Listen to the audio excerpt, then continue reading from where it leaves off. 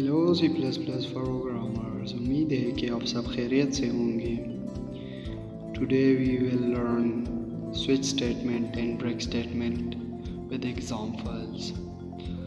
तो चलो स्टार्ट करते हैं अपनी इस वीडियो को। अस्सलाम वालेकुम मेरे अज़ीज़ दोस्तों। पिछली वीडियो में मैंने आप सबको नेस्टेड लूप के बारे में बताया था और आज हम बात करेंगे स्विच ब्रेक स्टेटमेंट के बारे में।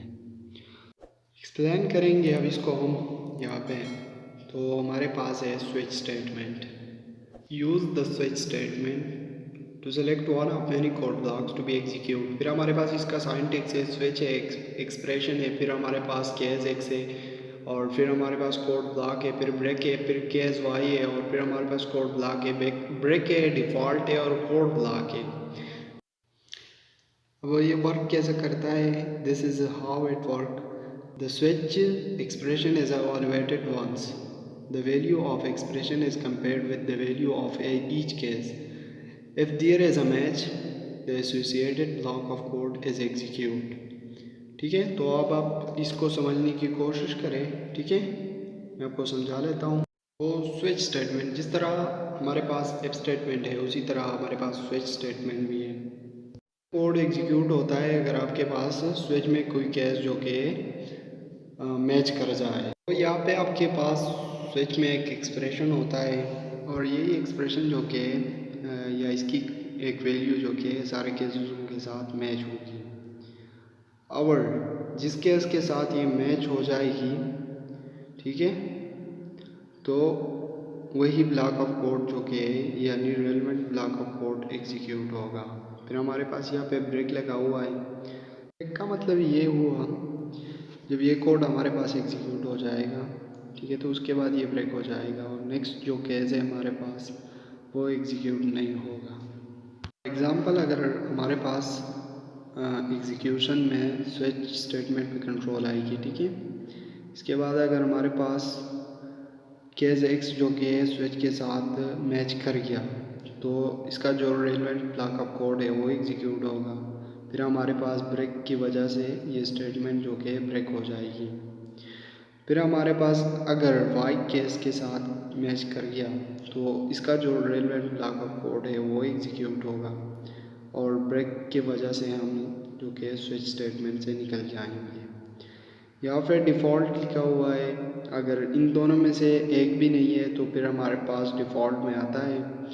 अगर ये भी वाई भी मैच ना कर गया, केस वाई भी मैच ना किया और केस एक्स भी मैच ना किया, तो फिर हमारे पास डिफ़ॉल्ट आएगा और डिफ़ॉल्ट जो कि उसका रेलेवेंट ब्लॉक ऑफ कोड जो कि वो एग्जीक्यूट हो जाएगा। फिर हमारे पास यहाँ पे आता है the break keyword. When reaches a break keyword, it's break out of the switch block.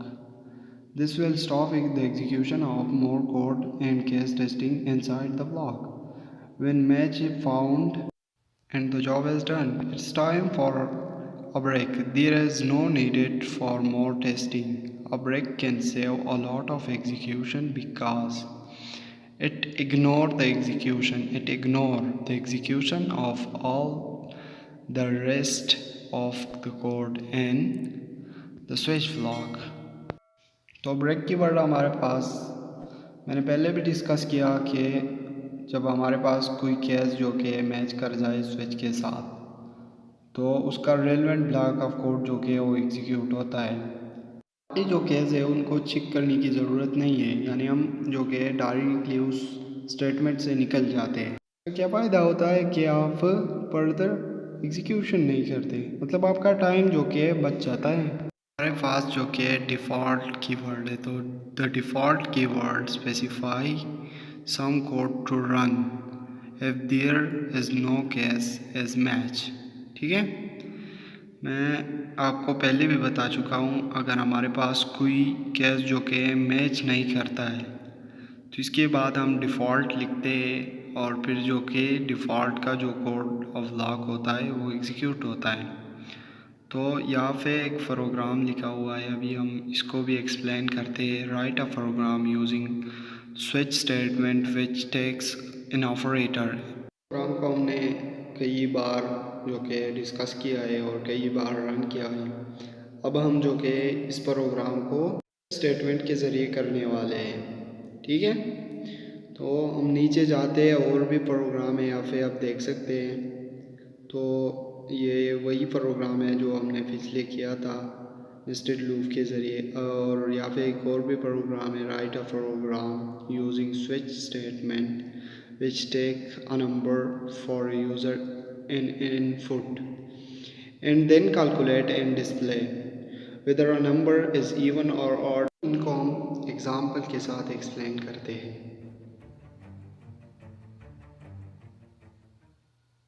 अच्छा, तो यहाँ पे मैंने अपना DUC++ खोल दिया है और हेडर फाइल ले ली है। उसके बाद मैंने यहाँ पे दो वेरिएबल जो कि डिक्लेयर किया है, और फिर मैंने यहाँ पे एक करेक्टर वैल्यू भी डिक्लेयर किया है। फिर मैंने सी आउट में लिया है the first number as enter, ठीक है। फिर मैंने यूज़र से एक नंबर लिया है, फिर से मैंने जो कि एंटर द सेकंड नंबर लिया है सी आउट में, और फिर मैंने सी एन में जो कि यूज़र से फिर नंबर लिया है। फिर मैंने सी आउट में जो कि एंटर द ऑपरेटर, और फिर मैंने ऑपरेटर जो भी है हमारे पास वो एंटर किए। फिर मैंने इन लाइन यूज़ किया है। फिर मैंने यहाँ पे CNOP लिया हुआ है जो कि हमारे पास ऑपरेटर है, ठीक है। फिर यहाँ पे मैंने स्विच लिया हुआ है, स्विच में मैंने जो कि एक्सप्रेशन में OP लिख दिया है।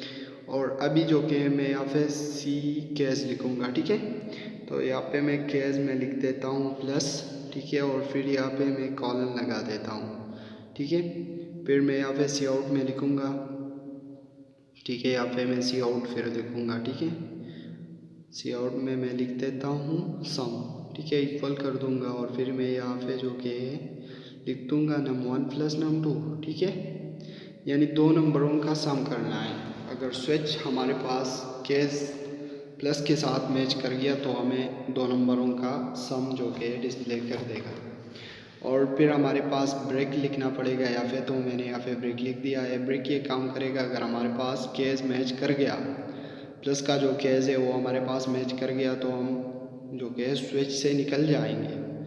फिर मैं यहाँ पे केस फिर से लिखूँगा, और केस में जो कि मैं माइनस लूँगा, फिर सेमी कॉलम लगा दूँगा। फिर मैं सी आउट लिखूँगा, और सी आउट में मैं यहाँ पे जो कि है सब्ट्रैक्शन लिखूँगा। मैं पूरा इसलिए नहीं लिखता कि टाइम बचाने के लिए मैं पूरा नहीं लिखता। फिर मैं यहाँ पे जो कि num1 माइनस num2 लिखूँगा, ठीक है। तो अगर हमारे पास स्विच स्टेटमेंट के साथ केस माइनस मैच कर गया तो हमारे पास नम यानी दो नंबरों का जो कि हमारे पास सब्ट्रैक्शन जो कि डिस्प्ले हो जाएगा, और फिर हमारे पास स्टेटमेंट ब्रेक हो जाएगा, यानी हम स्विच स्टेटमेंट से निकल जाएंगे। फिर हमारे पास केस है, ठीक है। फिर मैंने केस ले लिया, और फिर मैंने यहाँ पे कॉलन लगा दिए, ठीक है। और फिर मैंने यहाँ पे सी आउट ले लिया, और सी आउट में मैंने मल्टीप्लिकेशन ले लिया, क्योंकि हमने ऊपर जो कि मल्टीप्लिकेशन स्टारिक जो कि है हमारे पास स्टारिक जो का सिंबल है, और हमारे पास मल्टीप्लिकेशन का जो हम मल्टीप्लिकेशन के लिए यूज़ करते हैं। फिर मैं यहाँ पे सी आउट लिखूँगा, ठीक है। सी आउट में मैंने मल्टीप्लिकेशन लिख दिया, फिर मैंने num1 और num2 का मल्टीप्लिकेशन कर दिया। अब मैं इन लाइन लूँगा, ठीक है, और मैंने सिम कॉलम लगा दिया। फिर मैं ब्रेक लूँगा, और ब्रेक के बाद जो कि आपको सिम कॉलम लगाना है, ठीक है। ये बोलना नहीं है केस के बाद आपको कॉलन लगाना है, और ब्रेक के बाद आपको सिम कॉलन लगाना है। फिर मैं यहाँ पे केस में डिवीज़न लूँगा, और वही पिछली वाली थ्योरी है, अगर हमारे पास केस डिवीज़न मैच कर गया तो हमारे पास सी आउट में जो रेलेवेंट ब्लॉक ऑफ कोड है वो एग्जीक्यूट हो जाएगा। तो यहाँ पे हमारे पास एग्जीक्यूट करने के लिए मैं लिखूँगा num1 डिवाइड बाई num2, ठीक है। तो मैंने यहाँ पे num2 लिख दिया। फिर मैं यहाँ पे इन लाइन यूज़ करूँगा, और फिर मैं सिम कॉलम लगा दूँगा। फिर मैं ब्रेक लिखूँगा, ब्रेक के ज़रिए जो कि हम स्विच स्टेटमेंट से निकल जाएंगे। मैं बार बार इसलिए कह रहा हूँ ताकि आपको अच्छी तरह समझ आ जाए।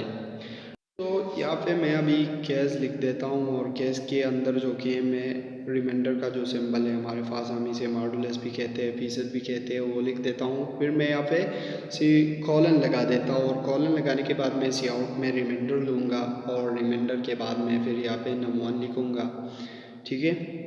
और num 1 लिखने के बाद मैं यहाँ पे जो कि मॉडुलस का जो सिंबल है वो लगा दूंगा रिमाइंडर का, और फिर मैं यहाँ पे num 2 लिखूंगा। num 2 लिखने के बाद मैं यहाँ पे इन लाइन यूज़ करूँगा, ठीक है। इन लाइन यूज़ करने के बाद फिर से मैं ब्रेक स्टेटमेंट लूँगा, ठीक है।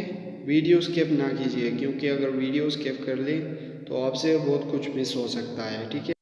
तो अभी मैं यहाँ पे डिफ़ॉल्ट लूँगा, ठीक है। और डिफ़ॉल्ट में जो कि मैं यहाँ पे लिख देता हूँ, अगर ये सारे केस हमारे पास मैच नहीं कर जाए तो फिर मैं यहाँ पे लिखूँगा इनवैलिड ऑपरेटर, यानी ये हमारे पास ऑपरेटर में शामिल नहीं है। जो भी हमने वैल्यू केस में एंटर की है, अगर हमने इसके अलावा कोई और वैल्यू एंटर कर दी तो फिर हमारे पास वो एग्जीक्यूट नहीं होगी, मतलब उसका जो block of code relevant block of code होगा वो हमारे पास एग्जीक्यूट नहीं होगा। फिर हमारे पास डिफ़ॉल्ट में जो वैल्यू होगी वो रेलेवेंट ब्लॉक ऑफ कोड होगा, वो एग्जीक्यूट होगा।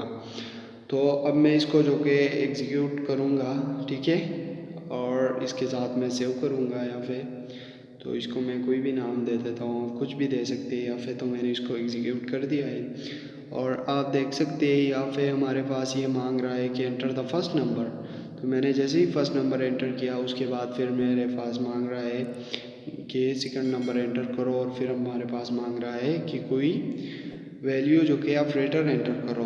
तो मैंने एक ऑपरेटर एंटर किया तो उसने हमें वो रिज़ल्ट दे दिया, और बाकी जो कि वो चेक नहीं हुए, यानी बाकी जो केस है वो चेक ना हुए, और हमारे पास एक ही केस जो मैच कर गया वही हमारे पास एग्जीक्यूट हो गया, जो रेलेवेंट ब्लॉक ऑफ कोड होगा वो एग्जीक्यूट हो गया, ठीक है। और ब्रेक के ज़रिए हम बाकी जो स्विच स्टेटमेंट्स है वो उससे निकल आए। मैं उम्मीद करता हूँ कि आपको ये सब समझ आ गया होगा।